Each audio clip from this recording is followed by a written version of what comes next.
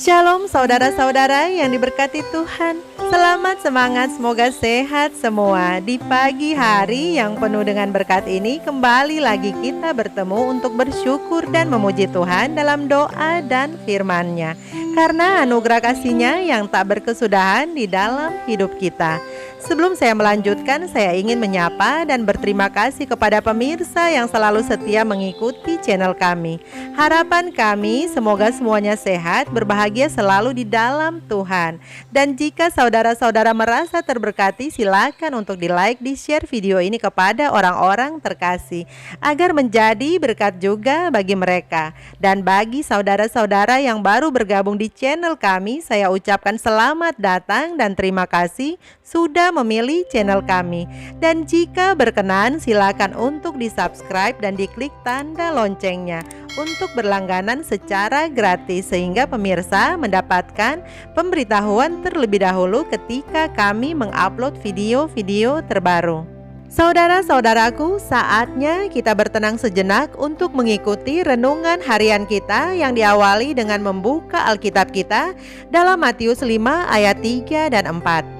Di sana dikatakan, berbahagialah orang yang miskin di hadapan Allah, karena merekalah yang empunya kerajaan surga. Berbahagialah orang yang berduka cita, karena mereka akan dihibur. Saudara-saudaraku, pasal 5-7 dari buku Matius adalah khotbah Tuhan Yesus di atas bukit. Artinya ini perkataan Tuhan Yesus sendiri. Dalam mengawali khotbahnya, Tuhan Yesus memulai dengan kata berbahagia. Dan kata berbahagia di sini yaitu menunjuk kepada kesejahteraan semua orang yang karena hubungan mereka dengan Kristus dan firman-Nya, yaitu bagi mereka yang mau menerima kerajaan Allah atau diselamatkan. Ada beberapa syarat yang harus dipenuhi jikalau kita ingin menerima berkat-berkat kerajaan Allah, dan supaya kita dapat dikatakan berbahagia, yaitu kita harus dituntun oleh cara dan nilai Allah yang dinyatakan dalam Alkitab, bukan oleh cara dan nilai oleh dunia ini.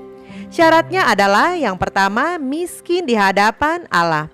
Saudara-saudaraku, miskin di hadapan Allah artinya kita harus sungguh-sungguh menyadari bahwa kita tidak dapat memenuhi kebutuhan rohani kita sendiri, melainkan kita sangat membutuhkan Roh Kudus untuk membentuk kehidupan rohani kita. Kita merasa miskin di hadapan Allah sehingga kita rindu selalu untuk belajar dan terus belajar dan memperbaiki hubungan kita dengan Allah, yaitu terlebih dahulu mencari kerajaan Allah dan kebenaran agar kita dapat mewarisi kerajaan Allah. Yang kedua, berduka cita. Berduka cita di sini artinya kita merasa sedih atas kelemahan kita sendiri karena tidak mampu memenuhi standar kebenaran Allah dan kuasa kerajaannya. Kita berduka cita karena hal-hal yang menyedihkan hati Allah.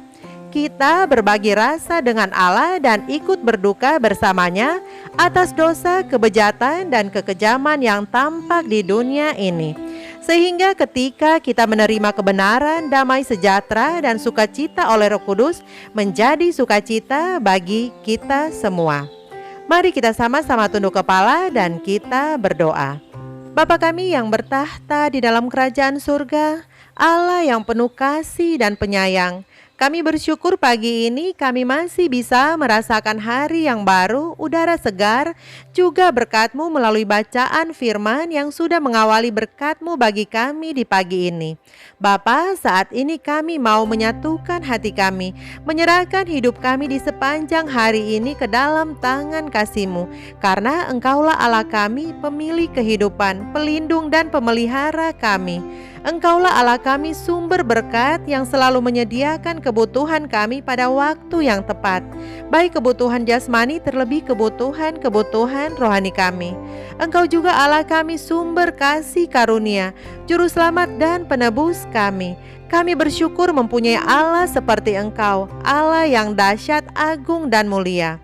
Bapa, saat ini kami sudah siap untuk mendengarkan firman-Mu melalui bacaan renungan pagi. Bertahtalah di dalam hati dan pikiran kami, agar firman itu tidak berlalu dengan sia-sia, melainkan itu dapat tertanam dan bertumbuh menjadikan kami lebih seturut dengan kehendak-Mu saja. Inilah seru doa kami Bapa, di dalam nama yang indah, Yesus Kristus Tuhan dan Juru Selamat kami. Amin. Renungan pagi kita hari ini Selasa 2 Maret 2021. Judulnya, Kita Belajar dari Kristus. Ayat intinya terdapat di dalam Matius 11 ayat 29.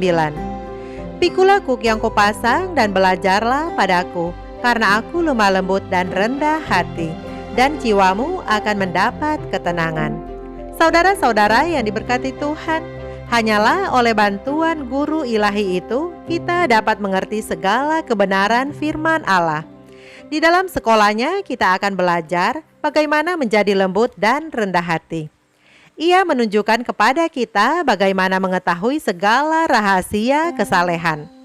Biarlah mereka yang menginginkan pendidikan yang setinggi-tingginya belajar bahwa Allah dekat kepada semua orang yang mencari Dia dengan segenap hati. Semakin sering seseorang melihat tabiat Allah, makin menjadi rendah hati, dan makin rendahlah penilaiannya terhadap dirinya. Sesungguhnya inilah bukti bahwa ia memandang Allah, bahwa ia bersatu dengan Yesus Kristus. Kecuali kita lemah lembut dan rendah hati, kita tidak dapat dalam kebenaran mengaku bahwa kita mempunyai pengertian tentang tabiat Allah. Manusia boleh menganggap bahwa mereka memiliki kualifikasi superior. Talenta-talenta mereka yang cemerlang, kepintaran yang besar, kefasihan lidah, kegiatan, dan semangat boleh menyilaukan mata, menggembirakan kehendak hati, dan membangkitkan perasaan kagum dari orang-orang yang tidak dapat membaca di bawah permukaan. Tetapi kecuali kerendahan hati dan kesederhanaan dihubungkan dengan segala karunia yang lain-lain ini, sifat memuliakan diri dan meninggikan diri akan tampak. Kecuali tiap-tiap kualifikasi itu ditahbiskan kepada Allah. Kecuali orang-orang kepada siapa Tuhan telah mempercayakan karunia-karunia, berusaha mencari rahmat yang satu-satunya dapat menjadikan kualifikasi mereka itu berkenan kepada Allah. Mereka dipandang oleh Tuhan sebagai hamba yang tiada berguna. Korban sembelihan kepada Allah ialah jiwa yang hancur. Hati yang patah dan remuk tidak akan kau pandang hina, ya Allah. Barang siapa yang hatinya hancur dan ditaklukkan, yang telah melihat kenyataan yang mulia dari tabiat Allah, tidak akan menunjukkan kepongahan. Diri akan hilang di dalam keinsafan yang ada padanya tentang kemuliaan Allah yang ajaib, dan keadaan mereka yang tiada berharga semata-mata. Semua orang yang menghargai kehidupan yang bahagia dan suci berjalan bersama dengan Allah. Tidak akan membiarkan sesuatu terbengkalai kalau saja mereka boleh mendapat kilasan kemuliaannya. Di segala tempat dan di bawah segala keadaan, mereka akan berdoa kepada Allah agar mereka boleh dibiarkan melihat Dia. Mereka akan menyayangi roh yang lembut dan menyesal, yang gemetar pada firman Allah.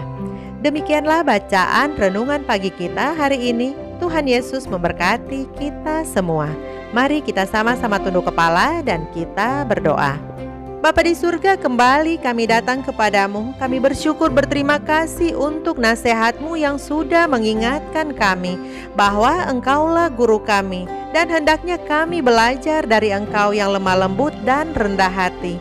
Bapa, berkaryalah di dalam hidup kami dan bentuklah kami sesuai dengan kehendak-Mu saja. Terpujilah nama-Mu Bapa, besarlah kuasa-Mu di dalam nama yang indah, Yesus Kristus Tuhan dan Juru Selamat kami. Amin.